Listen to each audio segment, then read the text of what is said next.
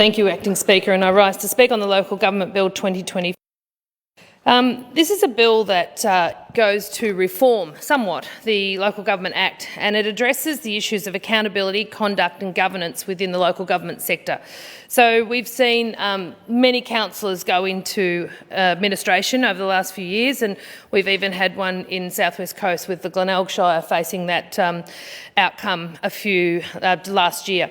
And this comes at a great cost to the ratepayers. So what we do want to see is people prepared well and trained and having good codes of conduct in place for them to follow and adhere to and to understand the responsibility. The third tier of government is a very important tier of government, and we need good people, and we have good people in South West Coast that fulfil those roles of councillors. We have in South West Coast the Shire of Moyne, Warrnambool City Council, the Glenelg Shire and the Crangamite Shire, and there are many good representatives doing their best. But it can never help it can always improve, and that's what some of these reforms go to do. At this point in time, the minister only has the ability to sack the whole council when things go astray, and that's not really quite fair when some people are doing the right thing and others are pulling everyone down.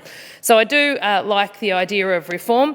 I also have concerns, as the member for Murray Plains outlined in his contribution around the minister having the ultimate power, and I completely endorse the amendment which puts a procedural fairness in the process of appeal, so it's not just the minister or one person, because there is quite an obvious possibility that this would be used as a political tool rather than a fairness procedure.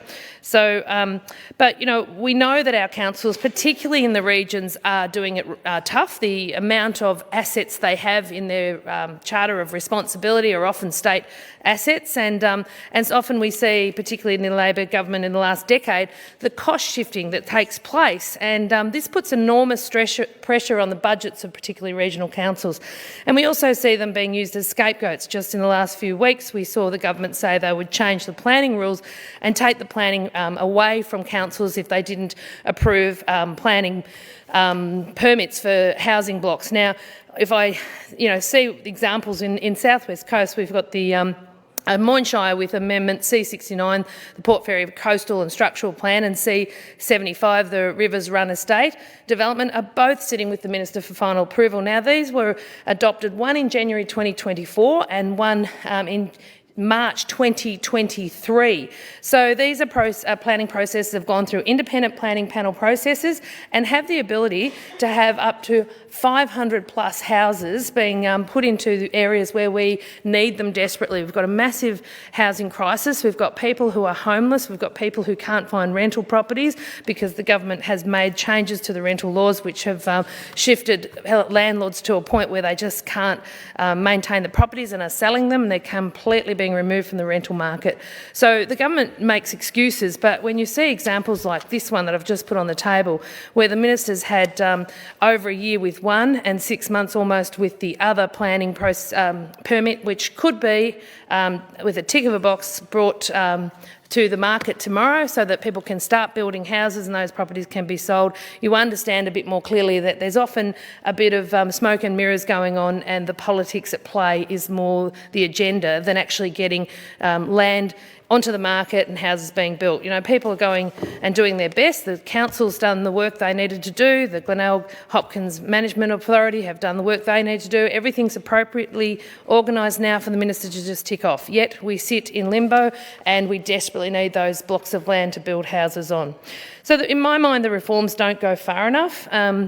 With the local council budgets as tight as they are, we see assets like in South West Coast, many of the councils have enormous amount of ovals and stadiums and halls and assets that actually belong to the state government that the ratepayer is often having to put money into because the state government just don't come to the party. And one of those examples is the breakwater down at Warrnambool, which is at risk of crumbling and falling into the sea, an iconic breakwater that is an asset to our community and shouldn't be maintained at the cost of the ratepayer. It's a burden that the budget of the council just can't accept or manage. It's just way too much money.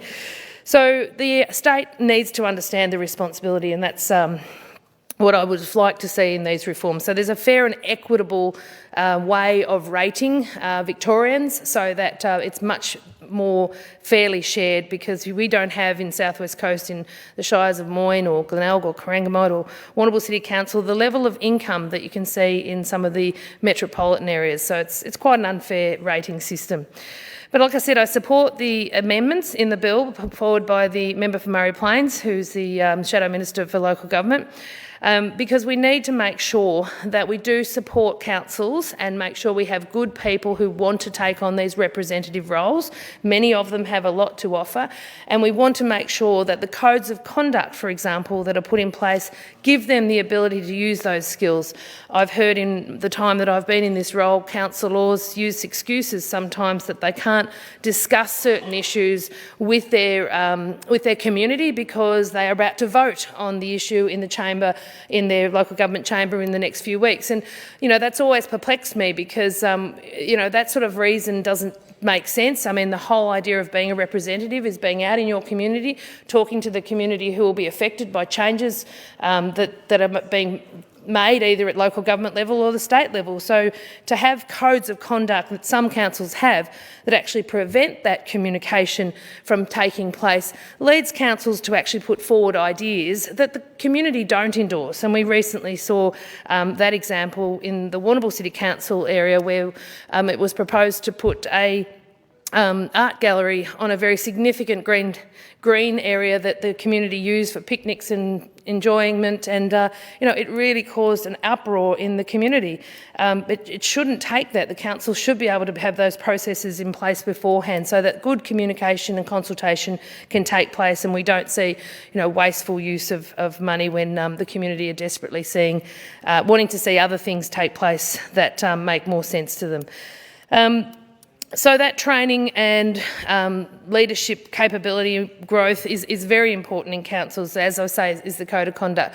We see and hear far too often cases where the councillors are frightened to speak. They don't know if they're allowed to talk about certain issues, and they're guided often by the staff within the organisation rather than feeling free to understand their role and knowing the boundaries of what's good governance. So that training I couldn't endorse more, and I'm sure the councillors would welcome it.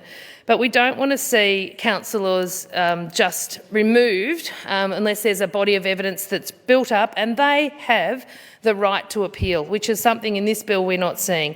We definitely do not want to see one person who can then be skewed by influences that may not be reasonable. We need to have a process that's fair, and that should begin with mediation initially, and it should have that option of a court appeal so that procedural fairness is made sure it occurs.